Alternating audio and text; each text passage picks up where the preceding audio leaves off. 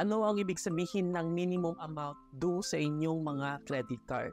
So every time na nare-receive natin yung statement of account natin in our email, may makikita tayong statement balance and minimum amount due.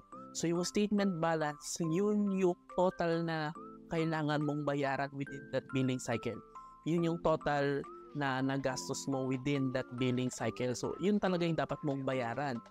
Pero in case na wala kang pera or hindi mo mabayaran yung statement balance, which is not a good practice, so dapat kung gagamit ka ng credit card, make sure na may pambayad ka.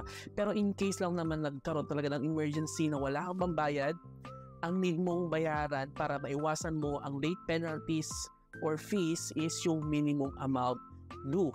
Okay, so at least yun yung kailangan mong bayaran para maiwasan mo yung late fees. Pero yung remaining balance mo na hindi mo nabayaran, since minimum amount due lang yung